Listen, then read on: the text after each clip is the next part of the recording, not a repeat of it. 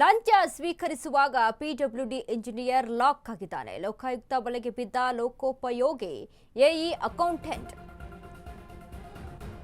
ಲಂಚ ಸ್ವೀಕರಿಸುವಾಗ PWD engineer lock. Lokayukta ಬಲೆಗೆ ಬಿದ್ದ ಲೋಕೋಪಯೋಗಿ ಎಇ ಅಕೌಂಟೆಂಟ್. ಹೊಸಪೇಟೆ ಪಿಡಬ್ಲ್ಯೂಡಿ ಕಚೇರಿಯಲ್ಲಿ ರೆಡ್ ಹ್ಯಾಂಡ್ ಆಗಿ ಟ್ರಾಪ್ ಆಗಿದ್ದಾನೆ. ಹೊಸಪೇಟೆಯ ಎಇ ದೇವದಾಸ್ ಮತ್ತು ಅಕೌಂಟೆಂಟ್ ಮಾರುತಿ ಅರೆಸ್ಟ್ ಆಗಿದ್ದಾರೆ. ಹೂವಿನ ಹಡಗಲಿಯ ಮಹೇಶ್ ಹಲಗೇರಿ ದೂರಿನ ಮೇರೆಗೆ ಟ್ರ್ಯಾಪ್ ಮಾಡಲಾಗಿದೆ. ಲೋಕೋಪಯೋಗಿ ಟೆಂಡರ್ ಪಡೆದು ಕಾಮಗಾರಿ ಮುಗಿಸಿದ್ದ Mahesh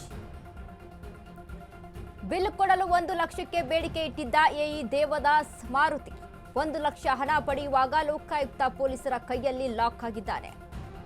Vijayanagara Lokayukta DYSP Sachin S Chalavadi, PI Rajesh Lamani, Amaresh Hubballi ನೇತೃತ್ವದಲ್ಲಿ ರೆಡ್ ಹ್ಯಾಂಡ್ ಆಗಿ ಸಿಕ್ಕಾಕೊಂಡಿದ್ದಾರೆ.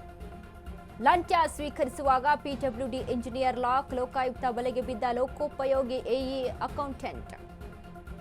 ಹೊಸಪೇಟೆ ಪಿಡಬ್ಲ್ಯೂಡಿ ಕಚೇರಿಯಲ್ಲಿ ರೆಡ್ ಹ್ಯಾಂಡ್ ಆಗಿ ಟ್ರಾಪ್ ಆಗಿದ್ದಾರೆ.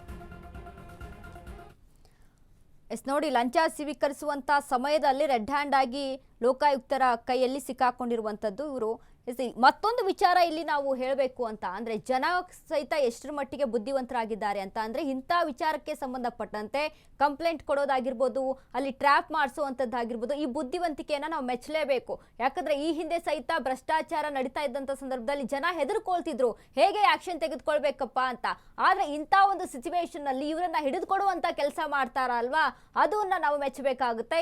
ಇನ್ನು ಮತ್ತೊಂದು ಇಲ್ಲಿ ನಾವು ಗಮನಿಸಬೇಕಾದ್ರೆ, ಒಂದು ಗ್ರಾಮ ಪಂಚಾಯಿತಿ ಹಿಡ್ಕೊಂಡು, ಒಂದು ಕಚೇರಿಯಿಂದ ಹಿಡ್ಕೊಂಡು, ಒಂದು ಸರ್ಕಾರಿ ಕಚೇರಿಯವರೆಗೂ ಕೂಡ ಎಲ್ಲೆಲ್ಲೂ ಕೂಡ ಬರೀ ಭ್ರಷ್ಟಾಚಾರ ಭ್ರಷ್ಟಾಚಾರ ಭ್ರಷ್ಟಾಚಾರ ಎಷ್ಟರ ಮಟ್ಟಿಗೆ ತಾಂಡವ ಆಡ್ತಾ ಇದೆ ಅಂತ ಅಂದ್ರೆ, ಈಗ ಅಂತೂ ನಾವು ಏನು ಗಮನಿಸ್ತಾ ಇದೀವಿ, ಹೆಚ್ಚಾಗಿ ಈ ಒಂದು ಸರ್ಕಾರ ಇವರಿಗೆ ಯಾವ ರೀತಿಯಾದಂಥ ಒಂದು ವ್ಯವಸ್ಥೆಯನ್ನ ಮಾಡಿಕೊಡ್ತಾ ಇದೆ, ಏನು ಇವರಿಗೆ ಸಂಬಳ ಬರ್ತಾ ಇಲ್ವಾ, ಹಾಗಾಗಿ ಗಿಂಬಳಕ್ಕೆ ಹೆಚ್ಚಾಗಿ ಕೈ ಚಾಚ್ತಾ ಇದ್ದಾರಾ, ಅಥವಾ ಮುಂಚೆಯಿಂದಾನು ಇವ್ರ ವ್ಯವಸ್ಥೆ ಹೀಗೆ ಇದೆಯಾ ಅನ್ನುವಂಥದ್ದು ತುಂಬಾ ಗೊಂದಲಕರ ಆಗಿದೆ.